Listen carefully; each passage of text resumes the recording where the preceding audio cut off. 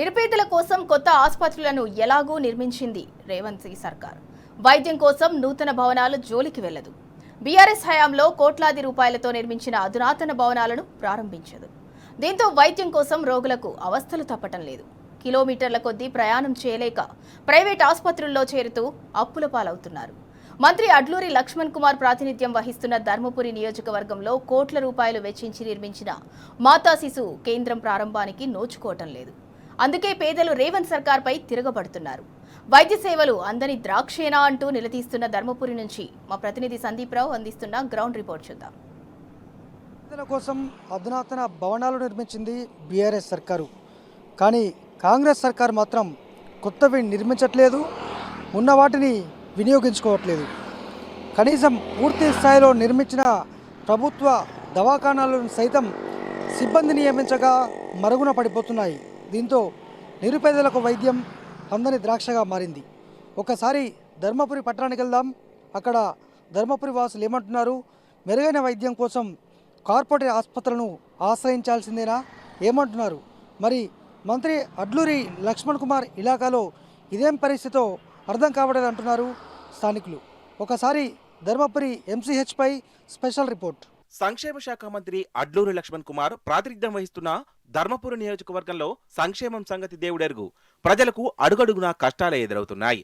ధర్మపురి వాసులకు ప్రభుత్వ వైద్యం అందడం గగనంగా మారింది.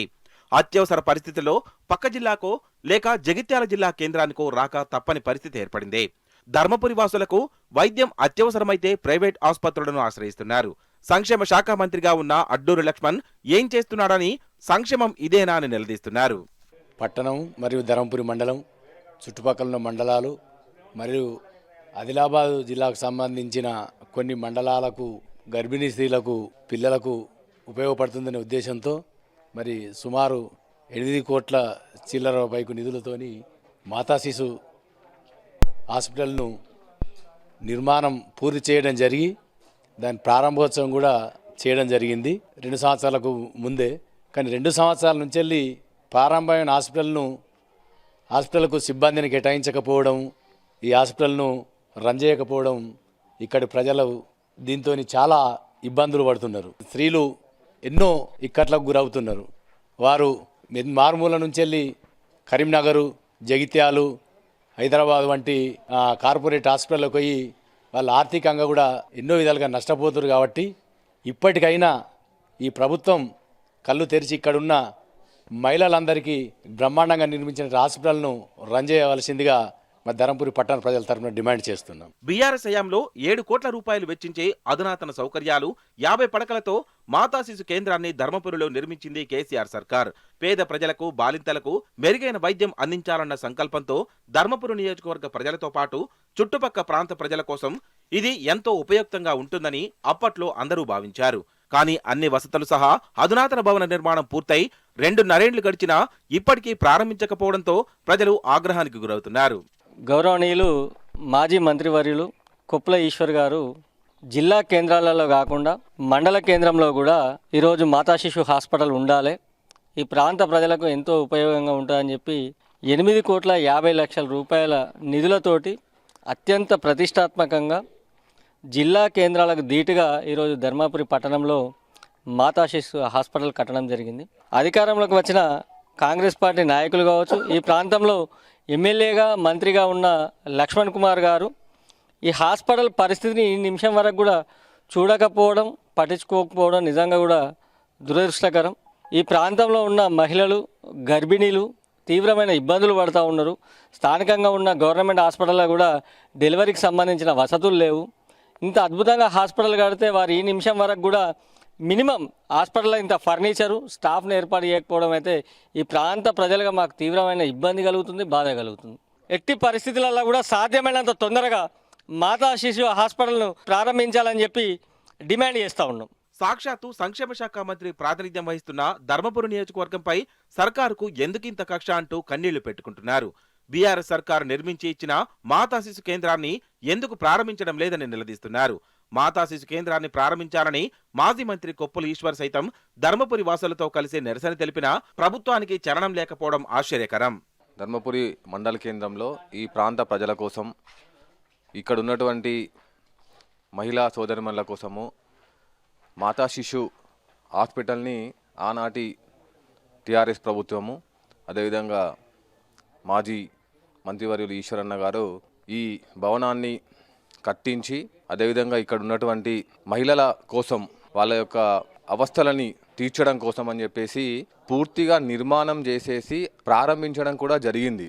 కానీ అప్పుడు ఎలక్షన్స్ కోడ్ వల్ల ఈ యొక్క హాస్పిటల్లో స్టాఫ్ని అదేవిధంగా అందుబాటులోకి తీసుకురాకపోవడం, సరే కొన్ని అనివార్య కారణాల వల్ల ప్రభుత్వం మారడము, అదేవిధంగా ఈ కాంగ్రెస్ ప్రభుత్వం అనేది రావడము, ఇక్కడ లక్ష్మణ్ కుమార్ గారు గెలవడము, ఈ హాస్పిటల్ అనే కాదు ఆనాటి ప్రభుత్వం ఏదైతే ధర్మపురి మండల్లో ధర్మపురి మున్సిపల్లో ప్రారంభించినటువంటి అనేకమైనటువంటి పనులని అదే విధంగా అంటే కనీసం ఒక తట్టెడు మట్టి కూడా తీసి కనీసం పోయినటువంటి పరిస్థితి.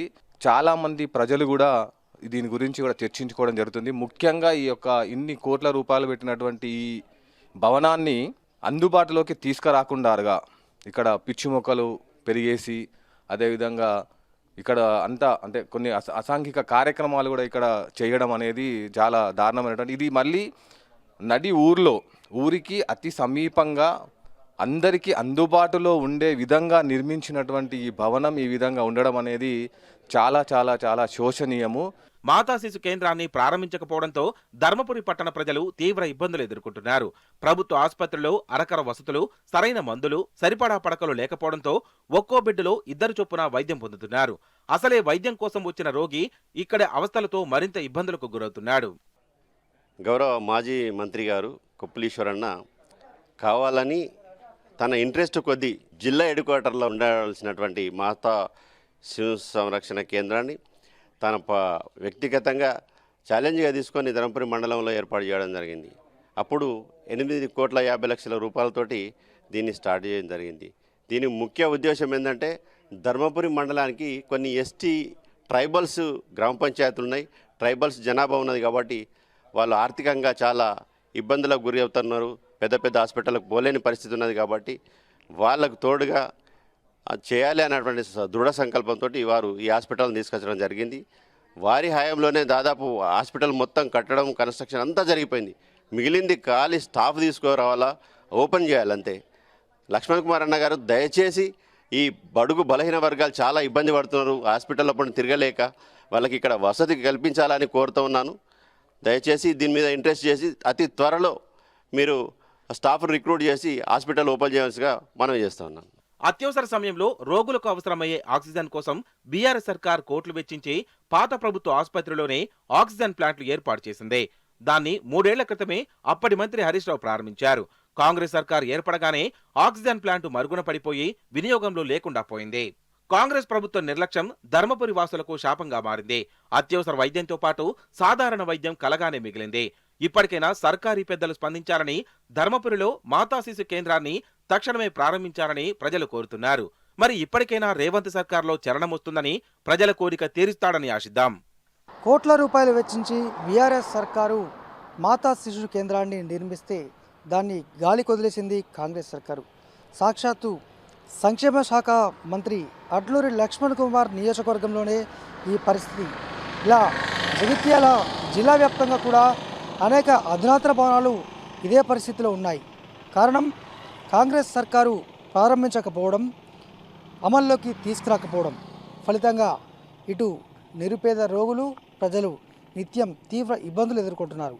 ఇప్పటికైనా ప్రారంభించాలని కోరుకుంటున్నారు. కాంగ్రెస్ సర్కారుపై తీవ్ర ఆగ్రహంతో రగిలిపోతూ ఇంకా ఎప్పుడు ప్రారంభిస్తారంటూ నిలదీస్తున్నారు. ఇది జగిత్యాల జిల్లా ధర్మపురి నియోజకవర్గంలోని ఎంసీహెచ్ పరిస్థితి. కెమెరా పర్సన్ మనోజ్ కుమార్తో సందీప్ రావు, టీ న్యూస్, జగిత్యాల జిల్లా.